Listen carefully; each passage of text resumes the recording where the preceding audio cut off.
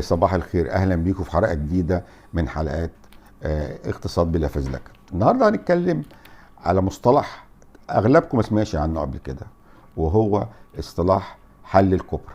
ايه حل الكبرى وايه دخل الكبرى في الاقتصاد، وهل في ارتباط فعلي؟ ده اللي هنسمعه ونشوفه النهارده. خليكم معانا في اقتصاد بلا فزلكه عشان نشوف ايه الكبرى وايه ارتباطها بالاقتصاد.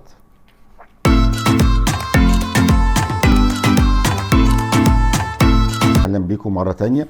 هنتكلم النهارده على فكره حل الكبرى. ايه حل الكبرى وابتدى ازاي الفكره دي؟ حل الكبرى ده ابتدى لما انجلترا دخلت الهند سنه في النص الثاني من القرن 19. لقوا ان في مشكله كبيره في الكبرى في الهند كلها. فعشان يحلوا المشكله دي قرروا ان يعملوا مكافاه كبيره لكل واحد يجيب لهم تعبان او كبرى ميته. وفعلا حصل كده وابتدت الامور تتحسن، لكن الهنود بشطارتهم قرروا ان هم ياخدوا الكبرى دي ويربوها عندهم وبعد كده يموتوها وياخدوا بيها فلوس كتير. فلما انتبهت الحكومه البريطانيه للموضوع ده قررت تلغي المكافاه دي، فما كان من الهنود الا انهم اطلقوا كل الكبرى دي في الشارع. وبدل ما تحل المشكله، وزادت المشكله طبعا بعنف، وبدل ما نحل المشكله وصلنا لمرحله المشكله فيها تفاقمت. نفس الحكايه حصل برضه في فيتنام مع الجانب الفرنسي، كانوا عاملين مضخات للمياه وللصرف.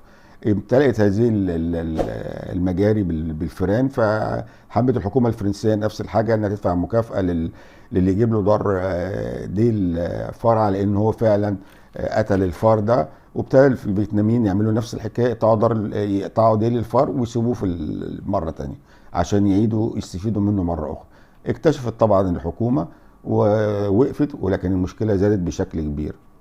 في مشكله تانية بنفس الطريقه حديثه، جت الحكومه المكسيكيه في نصف القرن الماضي ان هي تقرر، او يعني اواخر القرن الماضي، ان هي تقرر ان عشان في مكسيكو سيتي اصبحت من الدول الكثيره التاثر بالبوليوشن.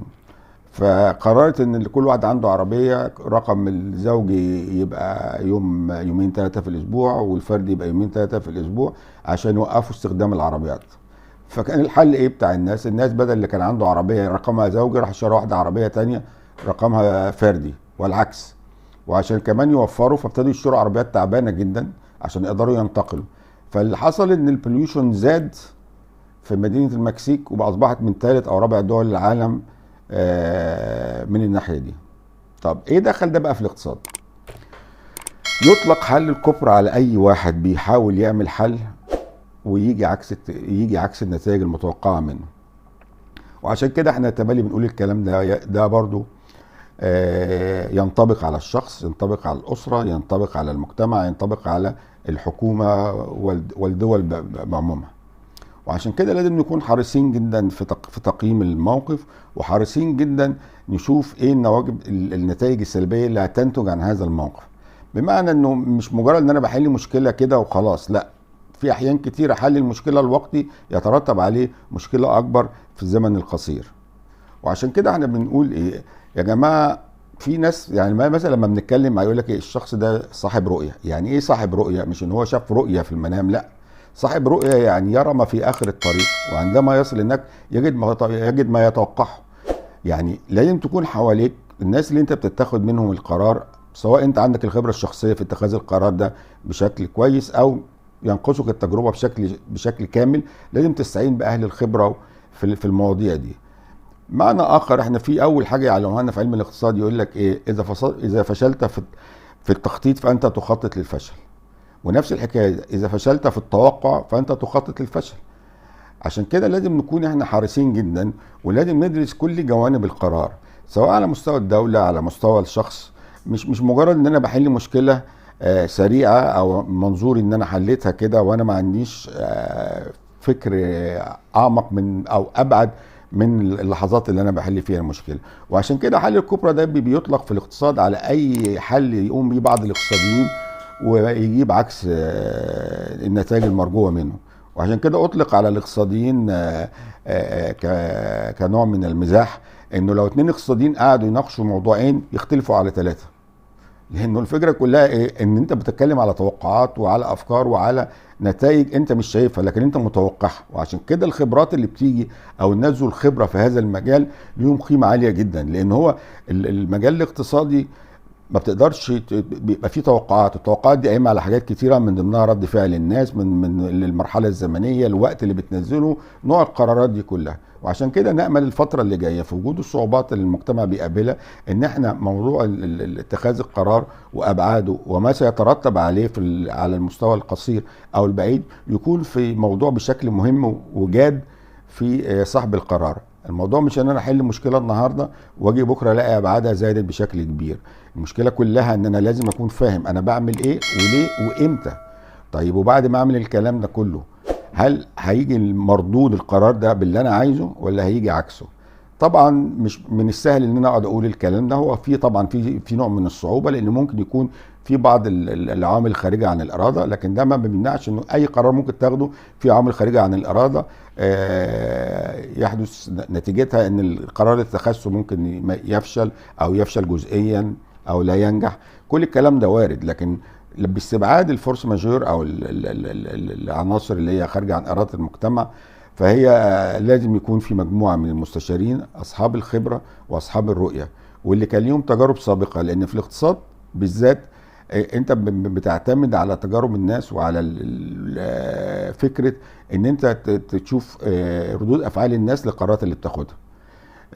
مفيش شك ان الفتره دي كمان في كتب الاقتصاد المشاكل اللي موجوده على الارض دلوقتي عالميا في المجتمع المصري وفي الاقتصاد المصري هي غير مسبوقه. وعشان كده حتى لو انت مثلا كانوا كده بيتكلموا على التضخم، فكان التضخم معالجته معروفه، الانكماش كان معالجته معروفه، انما المشاكل اللي موجوده على الارض عامله زي كره التلج اللي بتعالج حاجه تطلع لك حاجه تانية. عشان كده لازم يبقى في نوع من مجموعه متكامله، مش فكر واحد ومش رأي واحد. لازم يكون مجموعة من الاقتصاديين اللي بياخدوا قرارات ويتبادلوا الآراء ويتبادلوا وجهات النظر، ويكون في احترام في وجهات النظر دي. الفكرة كلها مش ان انا بحل مشكلة النهاردة، في بعض القرارات بتطلع وبتتغير في نفس اليوم او بتتلغي في نفس اليوم، وشفنا الكلام ده قريبا. فده كلام يدل على ان القرار لما بيتاخد ما اتخذش بشكل ملم بكل اطراف المشكله، ولكن اتخذ كرد فعل لارتفاع اسعار معين على الارض، المشكله جوه المجتمع، الضغوط من وسائل الاعلام والسوشيال ميديا على حاجات معينه. لكن دي بعض الضغوط اللي بيبقى صاحب القرار بيواجهها. لكن الضغوط دي ممكن تكون في بعض الاحيان ايجابيه، لكن في احيان كثيره بتكون سلبيه. فعشان اخد قرار لازم اكون متاكد ان القرار ده هيؤدي للي انا عايزه ومش هيؤدي لعكسه. وفي نفس الوقت احنا بنشوف انه الفرص اللي موجوده جوه المجتمع موجوده بشكل كبير. وعشان كده بنقول يا جماعه احنا لازم نعيد استخدام مواردنا، لازم نعيد النظر. احنا شفنا بعض السياسات وبعض الحاجات كانت ايجابيه وبعضها ما كانش ايجابي بالشكل المطلوب وبعضها كان مخيب للامال. فعشان كده نقطه حل الكفره ده مثال واضح جدا ان اتخاذ القرار ما يقدرش واحد بس يتخذه، ما يقدرش اتنين يتخذوه، لازم مجموعه متجانسه، او مش لازم تكون متجانسه متفرقي الاراء، لكن في نفس الوقت في هدف واحد هو مصلحه الدوله او المصلحه اللي بيتخذ القرار للجهه اللي بيتخذ لها القرار. ارجو ان يكون وضحنا فكره الكبرى. والكبرى بس مش مخيفه كتعبان، لكن مخيفه برضو كقرار خاطئ. ارجو انك تكون استفدت ولو حاجه بسيطه من الفيديو ده، ولو عجبك ممكن تعمل شير ولايك، وعلى لقاء قريب جدا ان شاء الله مع اقتصاد بلا فزلكه.